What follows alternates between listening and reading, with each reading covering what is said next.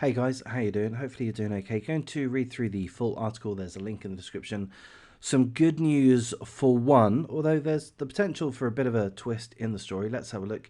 It's in regards to this young man here, 8 years of age, Joe, from Oldenburg, Germany. And on June the 17th, he went missing from his family's home, his parents' home. He went missing and he wasn't found until 8 days later. Where was he found? Right here in a sewer down a drain. So thankfully, early in the morning, around 6 a.m. in the morning, a passerby was walking down the street, happened to hear a very gentle whimpering noise, and he called the authorities, the police, the fire fighters, etc., etc., came and checked out the drain, and lo and behold, they found young Joe. They had to winch him out. The drain wasn't physically large enough for an adult to go in there, and seemingly he was excited or scared, probably, the young man.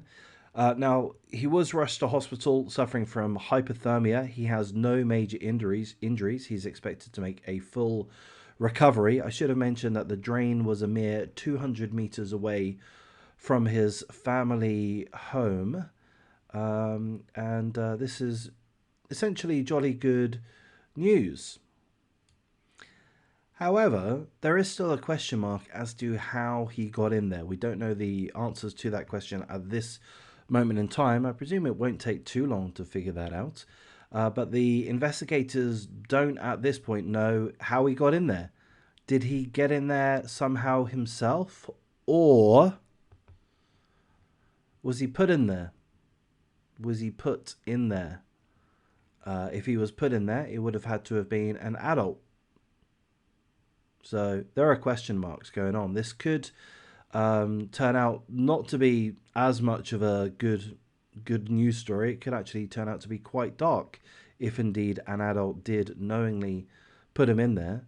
But he survived for 8 days, and that's another question. How did he survive for so long? So apparently it is quite normal for humans to be able to survive with no food as well as no water for around 3 days, for up to 3 days. So how did he survive for 8 days? How did he survive for 8 days? I don't want to think about it too much because being in a sewer isn't the nicest place to be. It's not the most sanitary place to be, but there could have been some level of condensation that formed, and perhaps he had to do desperate things to use the water that formed through condensation. I don't know, something like that. Or, and maybe this is very twisted, did somebody provide him with water? I don't know. Do you know what I mean? Maybe I'm a little bit weird, but I'm just wondering if the police are still wondering at this point in time if he was put in there, and if he did survive for longer than one would normally expect, and he came out in really good health, no serious injuries, hypothermia, but nothing permanent, then I don't know. Is it that weird? Is it that bizarre to wonder if somebody kept him down there as punishment? In a type of a dungeon type of thing, and perhaps even provided him with water. I don't know.